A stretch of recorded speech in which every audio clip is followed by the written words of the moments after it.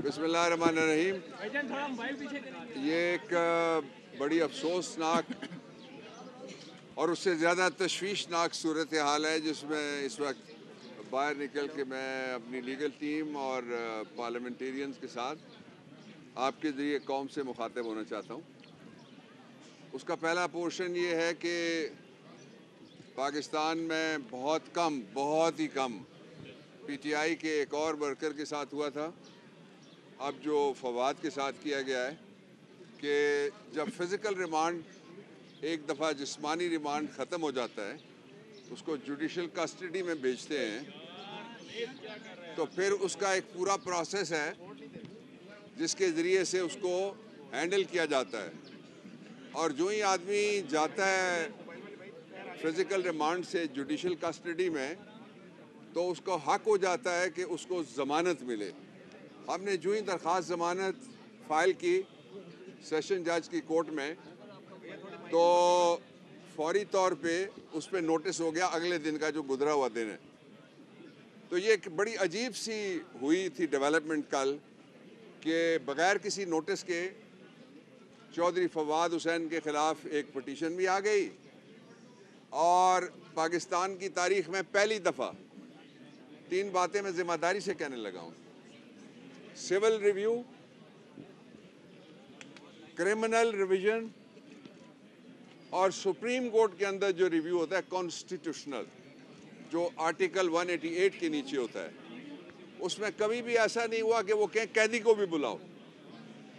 Notice जाता है, notice तामील कराने के लिए बाकायदा हर सेशन जज के पास, हर सेशन डिवीज़न में जितने भी जजेज हैं उनके पास एक सर्विस ब्रांच है। वो सर्विस ब्रांच भेजती है नोटिस, वो दस्ती चला जाए या डाक से जाए, वो जाता है उसके पास जो कस्टोडियन है जिस्म का, उस वक्त जो body of the under trial prisoner, वो उसके ऊपर पाकिस्तान का बाकी कानून नहीं लगता, सिर्फ उसके ऊपर जेल मैनुअल लगता है और प्रिजन रूल्स लगते हैं। लेकिन वहाँ से एक दफ़ा फिर अगवा किया गया, एक दफ़ा लाहौर से अगवा किया गया और फिर जेल से उसको अगवा किया गया और कहा यह गया कि उसको हमने किसी अदालत में यहाँ पेश करना है। और जो इसी के लिए एक बैनुल अक़वामी उसूल है जिसके तहत कहते हैं कि रश्ट इज़ जस्टिस क्रश्ड, कि उस वक्त इंसाफ कुचला जाता है जब जल्दी में इंसाफ किया जाए, या मुंसिफ को जल्दी हो या निज़ाम इंसाफ को जल्दी हो, कि प्रोसीजर नहीं पूरा किया जाए। और ये जो खिलाफ वर्जी थी जो सेशन जज साहब की अदालत में कल हुआ, वो बुनियादी हुकूक के ज़ुमरे में आता है, इसलिए कि 2 बुनियादी हुकूक कल वायलेट हुए हैं। पहला आर्टिकल 10, जो मुल्ज़िम पकड़ा जाए उसको कहा जाता है कि तुम अपनी मर्जी का वकील करो, ये आइन में लिखा हुआ है, मैं अपनी ज़ुबान नहीं बोल रहा। और दूसरा उससे पहले लिखा हुआ है to consult and have the lawyer of his own choice या हर ओन चॉइस। पहले वो कंसल्ट करेगा, हमें तो मिलने ही नहीं दिया गया इस वक्त तक। मेरे ख्याल में इतना तो मैं किसी केस में इससे पहले एक दिन में किसी कचहरी के अंदर इतनी मैंने वॉक कभी भी नहीं की जितनी कल लॉन्ग वॉक टू फ्रीडम हमने किया है, इसलिए कि इंशाल्लाह फ्रीडम हमारा करीब आ रहा है। पीटीआई वालों, आज़ादी करीब आ रही है इंशाल्लाह। हुआ क्या फिर? उसका नतीजा ये हुआ, एक वायलेशन ये हुई, दूसरा आर्टिकल 10A है जो जब मैं लॉ मिनिस्टर था तो आर्टिकल 10A 6 महीने की बहस के बाद डाला था। उसमें लिखा हुआ है 2 हिस्से हैं उसके, एक तो फेयर ट्रायल मिलना चाहिए, मुल्ज़िम इल्ज़ाम जो मर्जी हो। दूसरा उसमें लिखा हुआ है कि ड्यू प्रोसेस पूरा होगा। ड्यू प्रोसेस क्या है?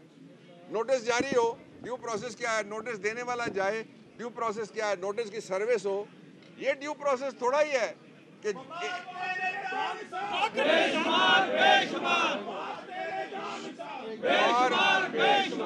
जो ड्यू नोटिस सर्व ही नहीं हुआ, ये बड़ी खिलाफ वर्जी हुई है, इसका नोटिस लेना चाहिए।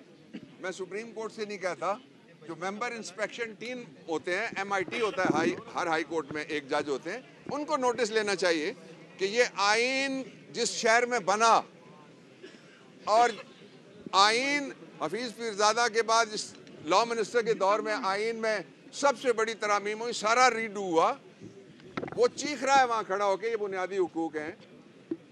और आइन उसके ऊपर एक ताला भी लगा हुआ है और एक जंजीर लगी हुई है, सरजमीन बेआइन बना दिया पाकिस्तान को।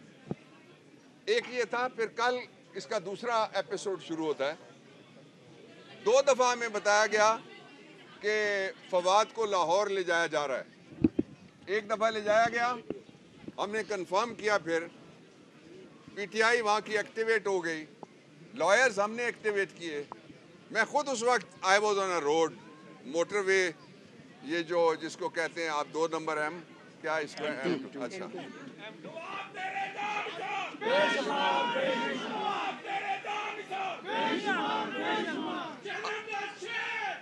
अच्छा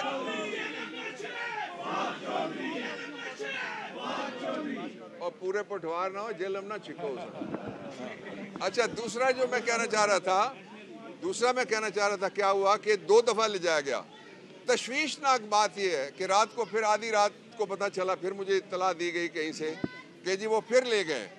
तशवीशनाक बात यह है कि ये दूसरा अगवा नहीं, ये तीसरा अगवा हो गया फिर, कि एक बार फिर ले गए। आपने कहा था हमने सिर्फ एक फोटोग्राम है वो बनाना है इसका और कंपेयर करना है पिछली वीडियो से। अगरचे हमने अदालत को कहा, फवाद ने कहा कि वीडियो में मानता हूँ, मैंने भी अपने क्लाइंट के बिहाफ पे यही बात कही थी।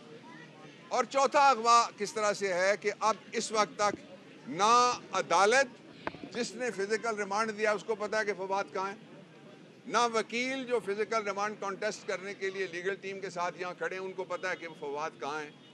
और अभी हमें ये बताया गया कि कोई बादशाह सलामत तशरीफ ला रहे हैं। तो जो यहाँ का साइफर वाला बादशाह है, शहनशाह साइफर, उसने ये हुक्म दिया है कि आज ट्रैफिक बंद होगी, आज इस्लामाबाद बंद होगा। मकसद सिर्फ एक है कि फिर ये जो कोई 5वां 6ठा अगवा है, इसके दौरान वो कोई कार्रवाई ऐसी करें जिससे उनकी जान को या उनकी सेहत को या उनके जो बुनियादी हुकूक है, बुनियादी हुकूक तो हमने, बुनियादी हुकूक अब बुनियादी हुकूक नहीं रहे, बुनियादी हुकूक अब बल्दियाती हुकूक टाइप हो गए कि जिस तरह इस्लामाबाद में बल्दियाती इलेक्शन आया, इलेक्शन कमीशन एक दफ़ा भाग गया, दूसरी दफ़ा इलेक्शन आया, इलेक्शन कमीशन दूसरी दफ़ा। अली अवान किधर है? अली अवान, वैसे मुझे कल किसी ने पूछा, उन्होंने कहा अली अवान किधर है, तो किस वक्त आता है? मैंने कहा जाएगा तो आएगा ना, किधर ही होता है। जो दूसरी बात यह है वो ये है कि दूसरी दफ़ा फिर भाग गए, तीसरी दफ़ा उन्होंने कहा कल इलेक्शन होगा, अगले दिन हम वोटर सारे जितने इस्लामाबाद के लाइनों में खड़े रहे। इलेक्शन कमीशन एक दफ़ा फिर इलेक्शन से फरार होने में कामयाब हो। क्या कमाल है जी इलेक्शन कमीशन का, ये दूसरी जगह नहीं हो सकता। इसलिए जो फवाद है उसकी सेहत सलामती रियासत की जिम्मेदारी है, आर्टिकल 9 में लिखा हुआ है। और अगर उसको कुछ भी होता है तो हमने नीचे किसी को नहीं कुछ कहना, ना नीचे हमने देखना है।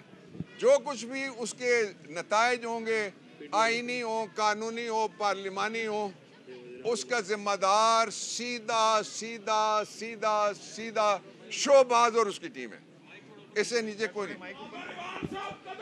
अच्छा, दूसरी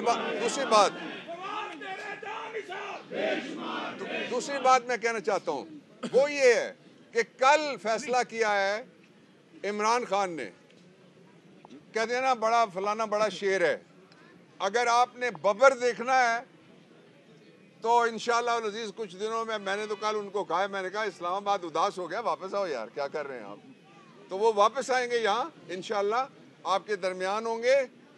इमरान खान ने ये ऐलान किया है कि जितनी भी ये हकीमों ने जड़ी बूटियां इकट्ठी करके एक मुतय्यन तैयार किया है 13 जमातों का, सबको चैलेंज है, सबको आओ इलेक्शन लड़ो। एक इमरान खान तुम्हारा 33 सीटों पे अकेला मुकाबला करेगा, अगला इलेक्शन होगा फिर वो मुकाबला करेगा, उससे अगला होगा फिर वो मुकाबला करेगा और तुम्हें शिकस्त देगा। और फवाद का हौसला नहीं टूटेगा।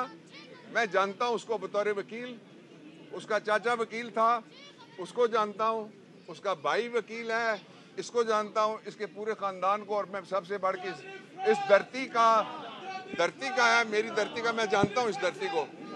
यहाँ से कोई मसूद महमूद नहीं निकलेगा इंशाल्लाह। और मैं मजम्मत करता हूँ जो आइन की धज्जियाँ उड़ाई जा रही हैं, कानून की धज्जियाँ उड़ाई जा रही हैं, और जो इंसानी हुकूक की दर्जियाँ उड़ाई जा रही हैं फवाद के केस में। और आपने देखा कि किस तरह उसको मुक्कों के साथ उसका सर नीचे करके गाड़ी में उसको फिट किया जाता है और किस तरीके से उसके मुंह पे कपड़ा डाला जाता है। ये काश कोई आइन होता तो मैं किसी आइनी इदारे से कहता।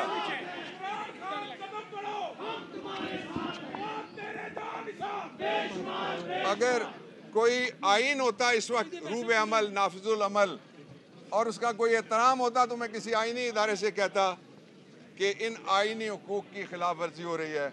आई एम सॉरी, मुझे 4 अशरों की वकालत के बाद कहना पड़ रहा है कि वो अच्छा था जिसने आइन मुअत्तल करके कहा मैंने मुअत्तल कर दिया।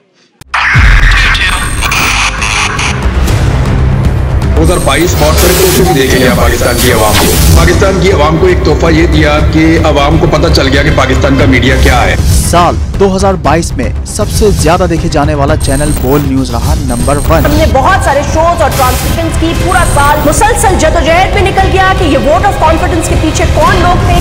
तोड़े रेटिंग के सभी रिकॉर्ड। सोशल मीडिया पर भी सबसे ज्यादा तेजी से 2.4 बिलियन व्यूज का संगे मील अबूर किया। एंकर्स को भी आवाम में सबसे ज्यादा मकबूलियत मिली और सोशल मीडिया पर भी बोल रहा सब पर भारी। सब्सक्राइब करें और बेल दबाएं ताकि कोई खबर रह न जाए।